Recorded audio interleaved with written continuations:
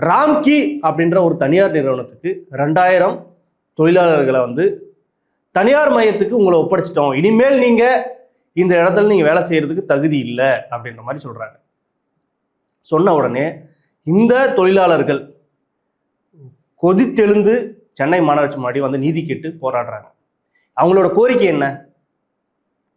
எங்களுக்கு 10,000 கொடு, இல்லை 1,00,000 கொடு, ஊதிய உயர்வு கொடு அப்படிலாம் அவங்க எதுவுமே கேட்கவே இல்லை. நாங்கள் காலங்காலமாக கிட்டத்தட்ட நாய் செத்தாலும் பேய் செத்தாலையும் எத்தனை இறப்புகள் நடந்தாலும் எங்களோட குடும்பம் குட்டி அனைத்தும் புறக்கணிச்சிட்டு வீதியில் அன்றாடம் நடக்கிற குப்பைகளையும் கூட்டுறது பெருக்கிறது இதுதான் எங்களோட முதன்மையான வேலையாக இருக்குது.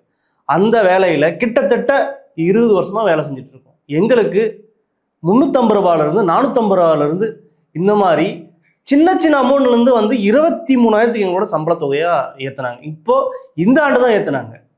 உடனே அந்த சம்பளம் உங்களுக்கு கொடுக்க மாட்டோம், 16,000 தான் உங்களுக்கு சம்பளம் அப்படின்னு சொல்லி ஒரு தனியார் நிறுவனத்துக்கு ஒப்படைச்சிருக்காங்க. அந்த தனியார் நிறுவனத்துக்கு ஒப்படைச்சோடனே அந்த தனியார் நிறுவனம் யார்? ராம்கி யார் அப்படின்னு நமக்கு ஒரு கேள்வி வருது. ராம்கின்ற ஒரு யார் அப்படின்னா சினிமா நடிக்கிற ராம்கி கிடையாது. அவர் யாருன்னா இதுக்கு முன்னாடி பல மோசடி செய்த தனியார் நிறுவனம் அப்படின்ற மாதிரி சொல்றாரு.